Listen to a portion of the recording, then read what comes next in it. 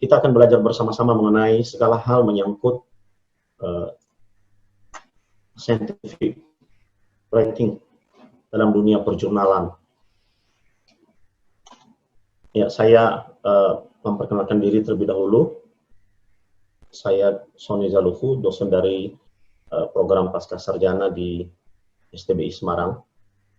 Secara global, umum, struktur sebuah scientific writing itu disebut dengan IMRED. Perhatikan baik-baik, IMRED. I bicara mengenai pendahuluan, introduction. M bicara mengenai methods. R bicara mengenai results. Dan D bicara mengenai discussion atau konklusi dari paper kita. Bisa kita lihat bedanya bukan? Ini tidak sama dengan struktur skripsi atau struktur tesis. Juga sangat berbeda dari struktur diktat kuliah. Saya menjadi reviewer di beberapa jurnal, masih ada sampai dengan hari ini tulisan-tulisan yang masuk ke dalam OJS tidak memperhatikan struktur ini. Jadi seperti skripsi yang diringkas saja, lalu dikirim ke OJS. Otomatis itu pasti akan ditolak, saudara. Pelajaran pertama kita adalah kita harus membuat struktur tulisan kita mengikuti pola seperti ini. Mari kita lihat satu persatu.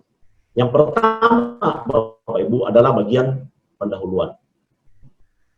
Saya senang menggambarkan segitiga yang terbalik dan membaginya di dalam 3 bagian saja.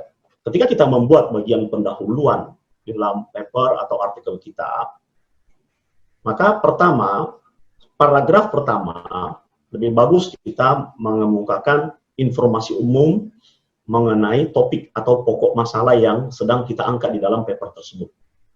Jadi gambaran umum mengenai fenomena yang menjadi objek pengamatan kita atau pusat perhatian kita, juga bisa bicara mengenai gap apa yang sedang ditemukan, yang membuat kita tertarik untuk menulis paper itu atau melakukan penelitian tersebut.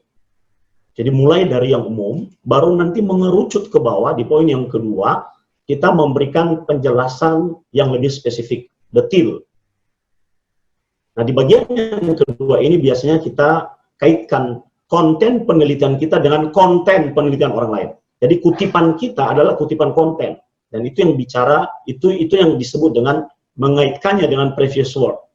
Itu hasil penelitian sebelumnya. Ini akan semakin kuat. Di dalam bagian yang kedua ini kita membeberkan apa yang sudah diketahui dari penelitian itu melalui previous work, dan apa yang masih belum diketahui. Juga di dalam bagian yang kedua ini kita membeberkan apa yang menjadi relevansi dan kepentingan.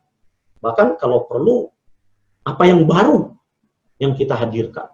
Jadi kalau kita lihat sebagai piramida, dia makin lebih spesifik dari hal umum, makin ke bawah, misalnya kenakalan remaja yang seperti apa, baru di bagian yang ketiga, kita memunculkan tesis penelitian kita, atau tujuan atau pernyataan kita, statement.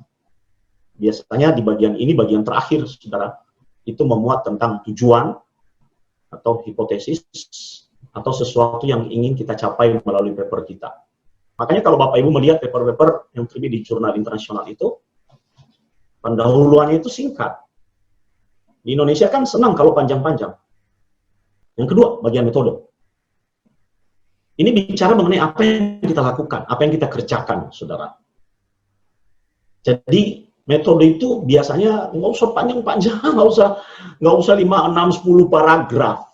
Kecuali Anda melaporkan hasil penelitian kuantitatif. Apalagi kalau kualitatif, saudara, cukup 1 paragraf. Inti dari metode, dari IMRED itu, metode tadi, ya, kita menjelaskan secara deskriptif prosedur penelitian, desain riset kita, teknik mengolah data, analisis data, bahkan cara berpikir kita. Juga dapat disebut sebagai cara kerja ilmiah.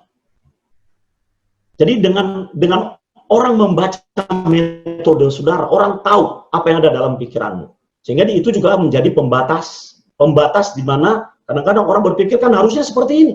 Tapi ketika dia kembali kepada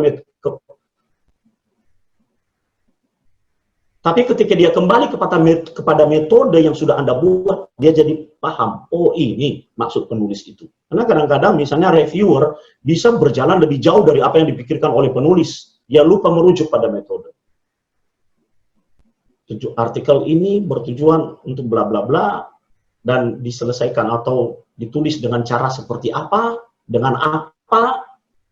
Langkah pertama adalah analisisnya seperti ini, kedua dan ketiga, selesai. Tidak usah panjang-panjang, satu paragraf. Dan kaitkan bahwa metode itu memang harus pas dan tepat untuk menjawab pertanyaan penelitian yang Anda letakkan di bagian nomor 3 dari struktur pendahuluan. Nah, kalau itu penelitian bersifat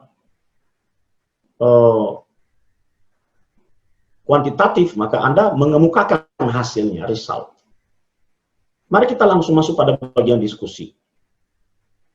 Karena ini adalah batang tubuh dari sebuah paper ilmiah, diskusi dan pembahasan.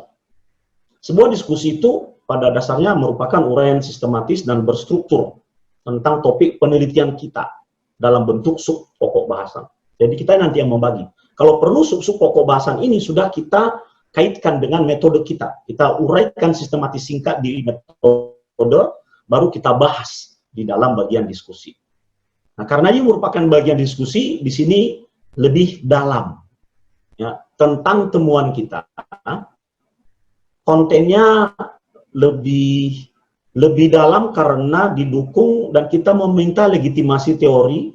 Legitimasi teori itu ada dua, perbandingan, kita bandingkan dengan teori yang sudah ada, atau penguatan. Dari hasil ini nanti di bagian terakhir dari setiap paragraf dari penjelasan kita muncul kesimpulan kita, konstruk itu. Dan tentu kita harus mengaitkan lagi kembali pada poin nomor 3 dari bagian pendahuluan. Jadi bangun argumentasi itu terjadi di dalam diskusi. Bangun argumentasi yang seperti apa, saudara? Bangun argumentasi untuk menjawab tujuan kita yang ada dalam bagian pendahuluan dan cara kita menyelesaikan masalah sebagai jawaban dari tujuan dari paper kita. Makanya di dalam diskusi ini banyak kutipan. Bagian yang terakhir adalah konklusi. Konklusi itu adalah, coba lihat tadi ya, pendahuluan, latar belakang kita, kemudian cara kerja kita, metode, dan hasilnya. Kemudian kita diskusikan, kita bahas. Kita bahas.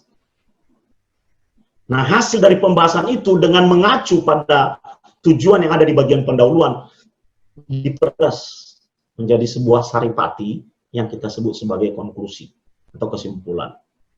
Rujukannya apa, saudara? Yaitu tujuan kita.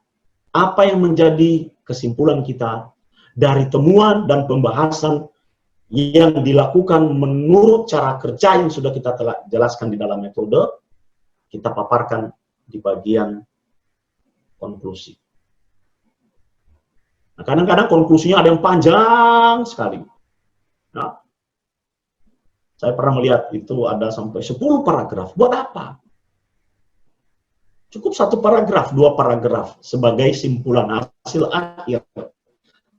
Tapi dia kuat karena dia mengandung nilai implementasi. Artinya apa yang kita peroleh, apa yang kita dapat, findings-nya itu di situ, saudara. Dan itu justru dari findings itu akan menjadi pijakan bagi orang lain untuk melanjutkan hasil temuan kita. Maka dalam konklusi itu jarang orang mengutip di sana. Bagaimana caranya menulis konklusi yang baik? Yang pertama, kalau kita melihat tadi pendahuluan adalah segitiga yang terbalik. Sekarang bagian konklusi itu adalah seperti piramida. Kita nyatakan kembali apa masalahnya, untuk mengaitkan kembali. Dan posisi masalah di dalam penelitian kita itu di mana. Setelah itu, kita beri rangkuman atas poin-poin utama. Apa cuma kita poin utama? Ya tujuan. Untuk mengetahui apa di bagian pendahuluan tadi, itu kita rangkum di dalam bagian konklusi. Tentu saja harus dalam bentuk paragraf. Baru kita beberkan implikasi, dan signifikansi topik. Lalu bagaimana dengan referensi? Pastikan bahwa referensi dalam scientific writing yang Bapak Ibu tulis adalah yang benar-benar dirujuk. Jadi nggak bisa ada lagi sulap-sulap referensi supaya daftar pustakanya banyak, nggak bisa. Apalagi sekarang Anda wajib menggunakan manajemen referensi yang dikelola atau manajemen referensi yang melalui software Mendeley. Ya, demikian saja yang bisa saya sampaikan secara ringkas kepada kita semua mengenai bagaimana membuat sebuah scientific writing yang baik. Saya kembalikan kepada moderator.